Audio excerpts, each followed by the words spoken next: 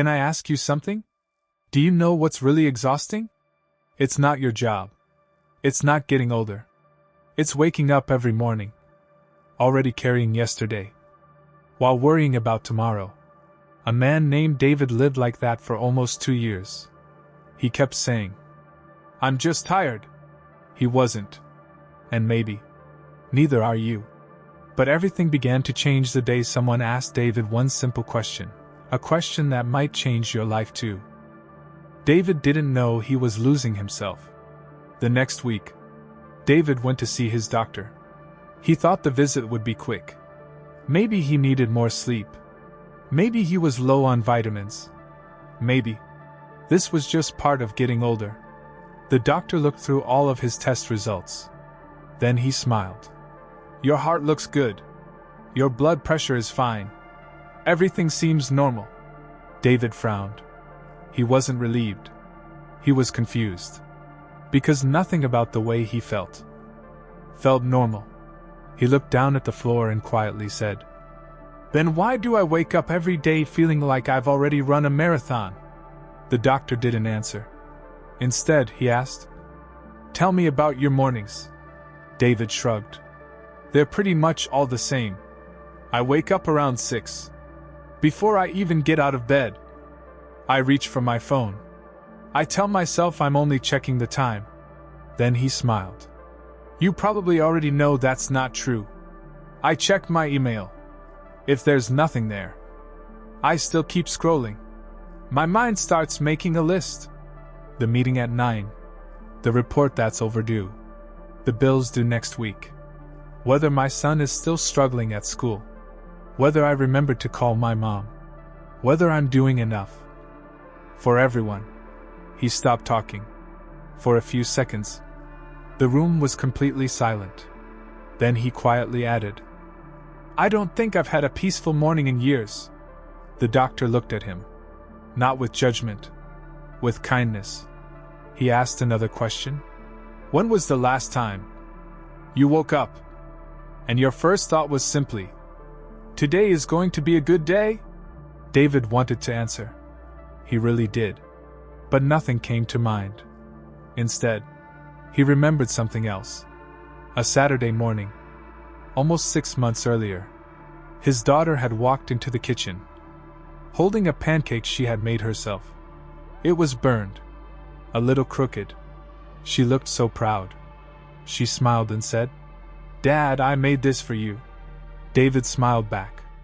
He hugged her. He told her it looked perfect. But the truth, he barely remembered that moment. Because while she was talking, he was reading an email from work. That memory still hurt. Not because he was a bad father. Because he realized his body had been at home, but his mind had been somewhere else. How many moments had he missed? Without even knowing it? How many dinners had he spent thinking about tomorrow? How many conversations had he only half listened to? How many times had someone he loved looked into his eyes while his mind was somewhere else? David lowered his head. Then he whispered something. So quietly, the doctor almost didn't hear it. "I don't think I'm living anymore. I think I'm just surviving." The doctor let those words sit in the room. Then he leaned forward. Not like a doctor, like someone who truly understood. And he said, "David, I don't think you're tired. I think you've been carrying worries that never stop. Until they've convinced you they're just part of who you are." David felt something he hadn't felt in a very long time. Not relief. Not happiness. Something even more important. He finally felt understood. But one question still remained. What exactly had David been carrying all these years? Without ever realizing it? And once he saw it, he understood why no amount of sleep had ever made him feel better. The things David was carrying. The doctor didn't reach for a prescription. He reached for a blank sheet of paper. Then he drew 2 simple circles. He pushed the paper toward David. "I want to try something. In this circle, write down everything that's been on your mind lately. David looked at the paper. At first, he didn't know where to start. Then he picked up the pen. He wrote, "Work." Then another word. "Bills." Then another. "My son." Then, "My mom's health." He paused. But he wasn't finished. He kept writing. The argument with his wife last Friday. The mistake he made at work 3 months ago. The promotion he didn't get. His mortgage. His retirement. Whether he was a good father. Whether he was a good husband. Whether he was doing enough. By the time he stopped, the paper was almost full. The doctor looked at it for a moment. Then he pointed to the list. "David, how many of these things can you solve before you go to bed tonight?" David looked down again. He quietly smiled. Not because it was funny. Because he already knew the answer. "Almost none of them." The doctor nodded. "Then why are you trying to carry all of them? Every single day?" David didn't answer. Because for the first time, he realized he had been waking up every morning, already carrying problems that didn't belong to today. Some belonged to yesterday. Some belonged to next month. Some weren't even his. He had been carrying his son's future, as if he could control it. His mother's health, as if worrying could heal her. His boss's expectations, as if working harder could guarantee approval. The doctor gently folded the paper.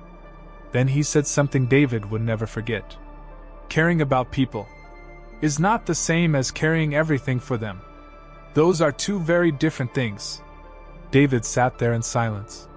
No one had ever explained it that way before. He thought being a good husband meant carrying his wife's worries. He thought being a good father meant carrying his children's future. He thought being a good son meant carrying every fear about his mother's health. Somewhere along the way, he stopped loving people and started trying to carry their lives. No wonder he felt exhausted. The doctor smiled. "David, your heart is in the right place, but your shoulders have been holding things they were never meant to carry." David looked at the paper one more time. For the first time in years, he didn't feel guilty. He just felt sad. Sad that he had spent so many years believing that love meant carrying everything alone. Before David left, the doctor asked him one final question. A question so simple that it stayed in his mind all week. What if loving the people in your life doesn't mean carrying the weight of their lives? David had never thought about that before. And maybe, neither have you. But if I stop carrying it, who will? David folded the piece of paper and slipped it into his pocket. Before he stood up, he looked at the doctor and asked, "So what am I supposed to do? Just stop caring?" The doctor smiled. "No, that's not what I said." David frowned. "Because if I don't worry about my son, who will? If I don't think about my mom, who will? If I don't stay on top of everything at work, things fall apart." The doctor nodded. He had heard those words many times before. Then he asked David another question. Has all that worrying actually solved those problems? David didn't answer. The doctor continued. Did worrying cure your mother's health? David slowly shook his head. Did worrying guarantee your son's future? No. Did replaying that conversation with your boss change what happened? Again, David whispered. No. The room became quiet. Not an uncomfortable silence. The kind of silence that makes you realize you've been telling yourself the same story for years. The doctor leaned forward. David, there's a difference between responsibility and control. Your responsibility is to love your son. You can't control every choice he'll make. Your responsibility is to visit your mother. You can't control what tomorrow brings. Your responsibility is to do your best at work. You can't control what other people think of you. David stared at the floor. He had never separated those two things before: responsibility and control. Somehow, he had mixed them together. He believed that if he worried enough, he was being responsible. But the truth was, he had been trying to control a future that didn't belong to him. The doctor reached for David's list again. He drew a line down the middle of the page. On one side he wrote, "Mine." On the other side, "Not mine." Then he handed David the pen. "Let's try something." David looked at the first item, his son's future. He hesitated. Finally he wrote, "Not mine." His next action? Helping him with homework tonight. That went under. Mine. Then came his mother's health. He couldn't control the test results. Not mine. But calling her after work. That was mine. One by one, David began moving things across the page. For the first time in years, his problems didn't look smaller, but they finally looked clearer. The doctor smiled. "You see the difference? You're trying to carry tomorrow, when all life is asking you to carry is today." David looked at the paper for a long time. Then he quietly said, "I've spent years fighting battles that haven't even happened yet." The doctor nodded. "And those imaginary battles have been stealing today's peace." David closed his eyes. He thought about all the evenings he had spent worrying about the future. All the mornings he had ruined before they even began. All the moments with his family that had slipped away because his mind was somewhere else. For the first time, he didn't feel ashamed. He just felt tired. Tired of carrying a life that no one had ever asked him to carry. Can I ask you something? If someone handed you a blank sheet of paper today, what would you write down? What have you been carrying that doesn't really belong to you anymore? I'd love to hear your answer in the comments. Sometimes, the first step to putting something down is finally admitting you've been carrying it. And if these conversations help you feel a little lighter, consider subscribing. Every week, we explore real struggles through timeless wisdom, so you can build a calmer mind, one conversation at a time. That evening, David drove home with the same list in his pocket. He thought the conversation was over. He had no idea the hardest part was still waiting for him. The moment David realized what he had been missing. That evening, David drove home the same way he always did. The traffic was slow. His phone buzzed twice. One email. One message from work. Without thinking, he reached for his phone. Then he stopped. He remembered the piece of paper in his pocket. Mine! Not mine! He took a deep breath and left the phone where it was. For the first time in years, nothing bad happened. When he pulled into the driveway, he noticed something. His daughter was sitting on the front steps. She wasn't playing. She was waiting. The moment she saw his car, she stood up and smiled. "Dad!" David smiled back. Normally, his mind would already be inside tomorrow, thinking about work, thinking about dinner, thinking about everything he still had to do. But this time, he did something different.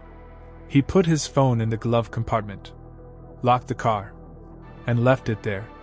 When he walked toward the house, his daughter ran into his arms. "Can we play catch before dinner?" Usually, David would have said, "Give me 10 minutes. Or, maybe later." But later almost never came. This time, he looked at her and said, "Yeah, let's do it." They walked into the backyard. The sun was beginning to set. His daughter threw the ball. David caught it. Then she laughed. A real laugh. The kind children only make when they know they have your full attention. After a few minutes, she stopped, looked at him, and asked something so simple. It almost broke his heart. "Dad, why don't you smile like this anymore?" David didn't know what to say. He wasn't expecting that question. He looked at his daughter, then looked down at the baseball in his hand. He realized she hadn't been asking for more toys, or more money, or a bigger house.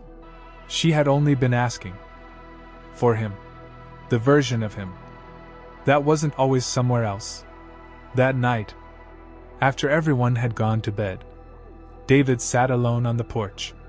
He thought about everything the doctor had said.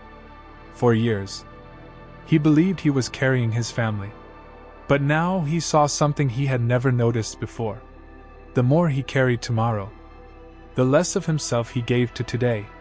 He had been trying so hard to build a better future for the people he loved, that he had quietly disappeared from their present. And maybe that was the heaviest thing of all. The next morning, David made one small decision. It didn't solve all his problems.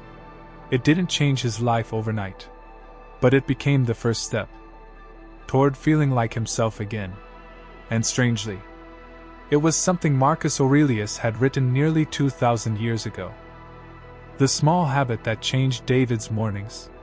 The next morning, nothing around David had changed. The bills were still there. His son's grades hadn't improved overnight. His mother's appointment was still next week. Work was still waiting for him. Life was exactly the same. But David decided he didn't want to start another morning the way he always had. He woke up, reached for his phone, then stopped. For a few seconds, he simply sat there. The room was quiet. Sunlight was coming through the window. He couldn't remember the last time he had noticed that.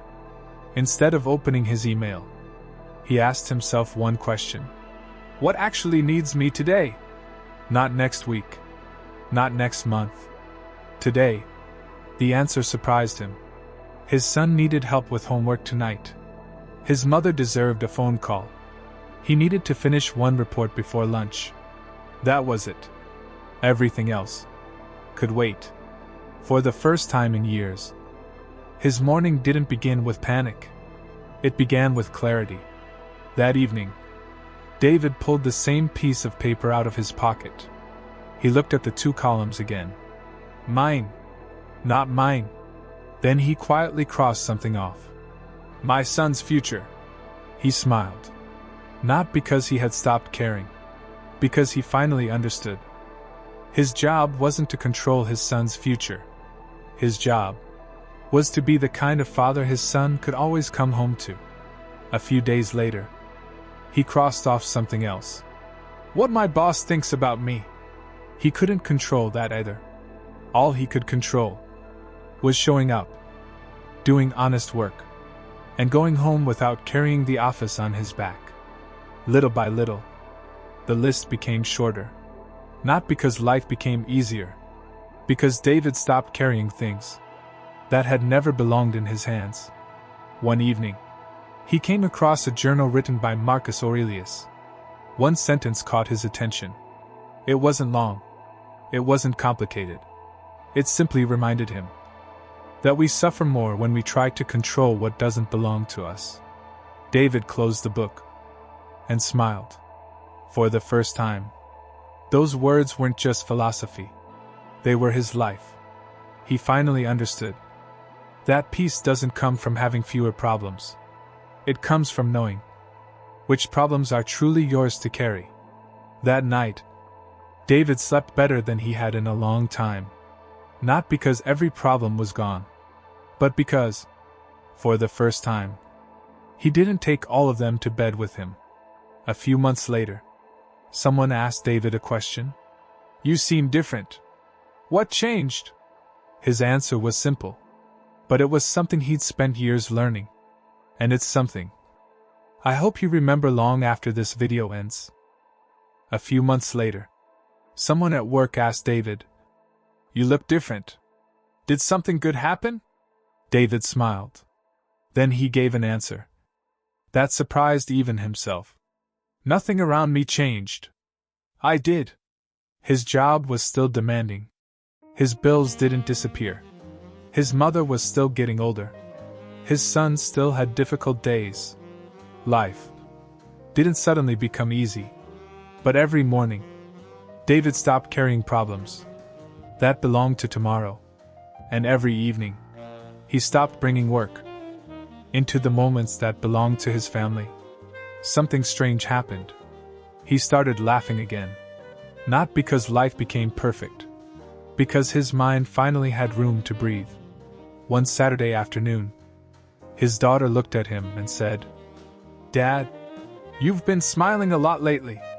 David laughed. Then she added something he'll probably remember for the rest of his life. "It feels like you're really here now. Not, you're buying me more things.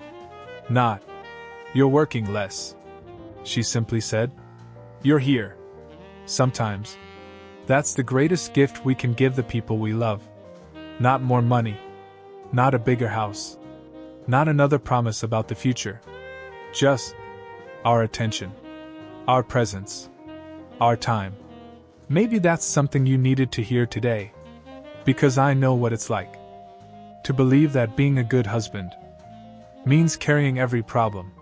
To believe that being a good father means never letting anyone see you struggle. To believe that resting is selfish and worrying is responsible. But maybe that's the lie that's been making you so tired. You were never meant to carry tomorrow. Before today has even begun. You were never meant to solve problems that don't have answers yet. And you were never meant to carry everyone else's life while quietly losing your own. If you're watching this today, I want to ask you one simple question. What are you carrying that you could finally put down tonight? Maybe it's guilt. Maybe it's fear. Maybe it's a mistake you've punished yourself for long enough.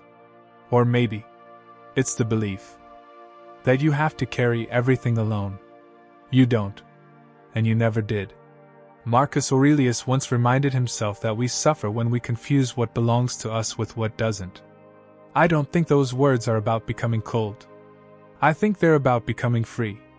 Free to love people without trying to control their lives. Free to care without carrying every burden. Free to come home and actually be home. Maybe that's what peace has been waiting for all along. Not a different life. Just a lighter heart. Before we finish, there's one last thing David wrote in his journal. Just one sentence. But it says everything this journey was really about. And I think it might stay with you long after this video ends. Before you leave, I want to ask you one last question. What have you been carrying that you don't have to carry anymore? Maybe it's guilt for something you can't change. Maybe it's the pressure to be everything for everyone. Or maybe it's the belief that you have to handle life all by yourself. Whatever it is, I hope tonight is the night you finally set a little of it down. Because life isn't easier when every problem disappears. Life becomes lighter when you stop carrying the problems that were never yours to carry. If David's story reminded you of your own, I want you to do one simple thing. Leave a comment below and finish this sentence. Today, I'm putting down. You never know. Your words might be exactly what someone else needs to read tonight. And if this conversation brought you even a little peace, please take a second to like this video and subscribe to QMLG Stoic. Not because numbers matter, but because every week we sit down together like this to make life feel a little less heavy. If someone you love has been carrying too much lately, share this video with them. Sometimes, the greatest gift we can give someone is letting them know they're not alone. Thank you for spending these moments with me. Until next time, carry less, live more.